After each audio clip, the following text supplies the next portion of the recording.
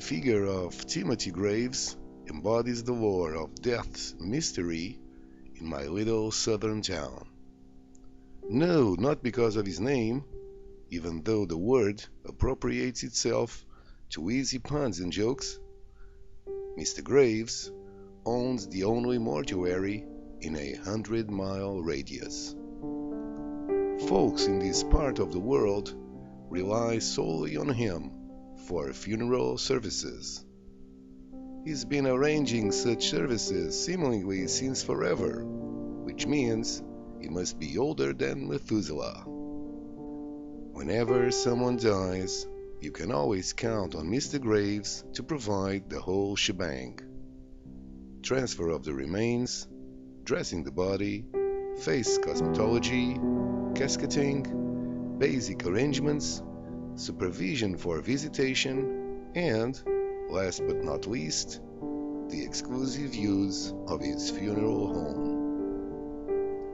The mention of this exclusive use may seem rather frivolous, but let me assure you that it is a matter of particular relevance in a place where most people live their whole lives in glorified sheds. Such is the case that, once dead, the deceased has the chance of a lifetime, or should I say death time, of spending the night in the only Victorian-style mansion in town, an impressive household which has been in possession of the Graves' family for more than a century. The mansion sits on a 5-acre property, and since it is the home of Mr. Graves, as well as the site of his funeral parlor, it allows for a peculiar proximity between the living and the dead. The fact that Mr. Graves is the progeny of immigrants only enhances the lore. His ancestors originate from distant Armenia in Eastern Europe. His paternal grandfather, an enterprising man by the name of Manuk, was a merchant. He brought to the New World not only his family, but also his traditions. When his wife died, he buried her in the premises.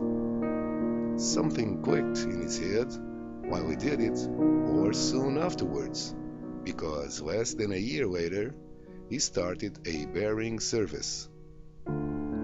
His son Azad, Timothy's father, expanded the business and wisely adopted Graves as a suitable family name. The three men, each in their own way, prospered.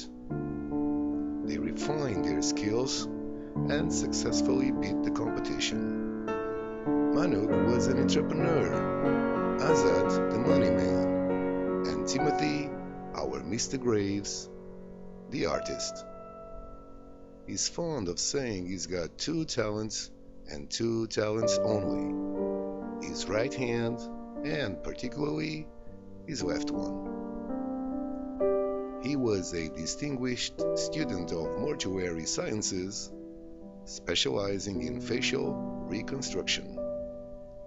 At every body viewing that takes place in his grand mansion, a mesmerized poor soul tries to congratulate Mr. Graves on how wealthy he is. Mr. Graves dismisses that person coldly. "Don't care about that," he always says. "Never have, never will." Then, with a scornful stare of the eye, he concludes his reasoning. "The only thing I care about is how good they look when they depart."